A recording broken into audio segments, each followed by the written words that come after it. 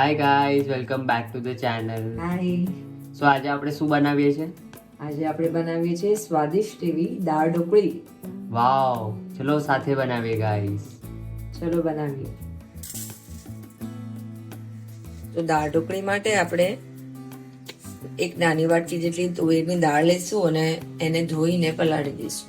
Perfect.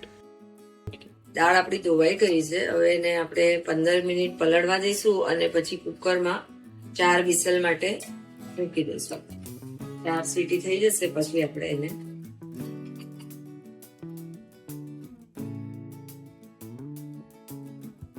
તો mummy હવે આપણે શું કરીએ છીએ?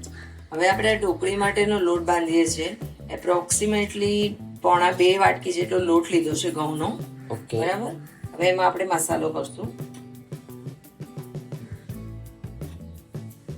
1/2 ચમચી મરચું, 1/2 ચમચી હળદર, થોડોક અજમો, આટલો ચમચી મીઠું, મોવણ માટે 3 ચમચી તેલ, નાની ચમચી છે. હવે આપણે એને પહેલા મસાલો મિક્સ કરી અને મીડિયમ સોફ્ટ એટલે રોટલીથી કડક અને ભાખરીથી નરમ એવો લોટ બાંધી દઈશું. થોડું થોડું જ પાણી નાખવાનું રહેશે.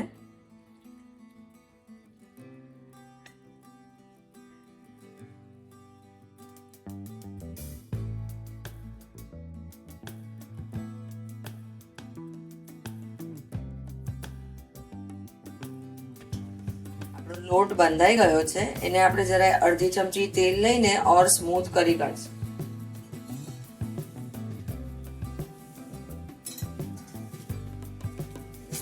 થોડોક 2 મિનિટ માટે સમો કરશું.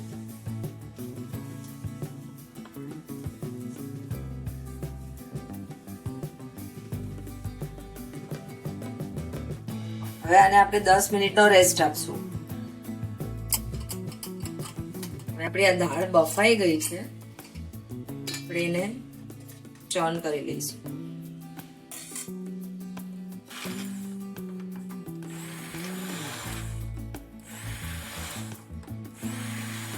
ઓકે, ફટાફટ. આપણે દાળ મોટા વાસણમાં શિફ્ટ કરી દઈશું અને એમાં થોડું પાણી ઉમેરી દઈશું. એપ્રોક્સિમેટલી 1 ગ્લાસ જેટલું પાણી ઉમેરશું.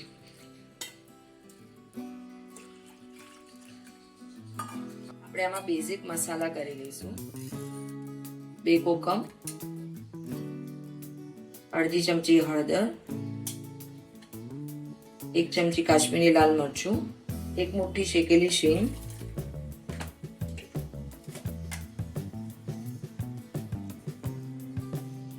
સવા ચમચી 1.25 મીઠું, ગોળ.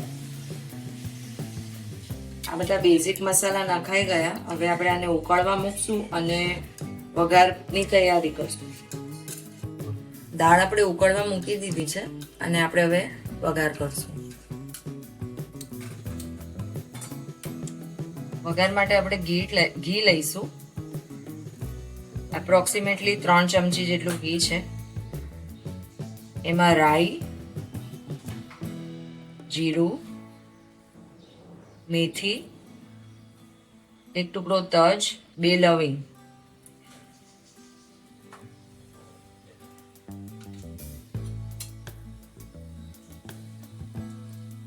હિંગ,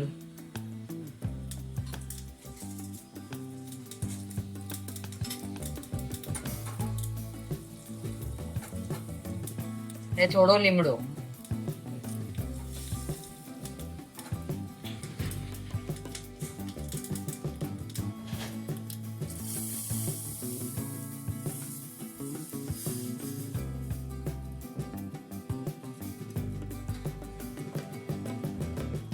આપણે આ ઉકળી જાય ત્યાં સુધી ઢોકળી વળી લઈએ. આપણી આ દાળ પણ સરસ ઉકળી ગઈ છે. હવે આપણે ઢોકળીના ટુકડા કરીને એમાં નાખશું. દાળ ઉકળે નહીં ત્યાં સુધી એમાં ઢોકળી નખાય નહીં. પરફેક્ટ.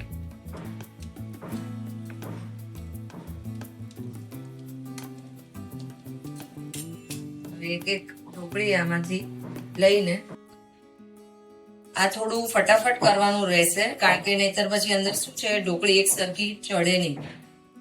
પરફેક્ટ. આવી રીતે આપણે બધી ઢોકળી ટુકડા કરીને નાખી દઈશું પરફેક્ટ. અને ઇન બિટવીન ગેસ ધીરો રાખવાનો. અત્યારે આપણો ગેસ ધીમો છે અને હજી મેં 2-3 જ નાખી છે.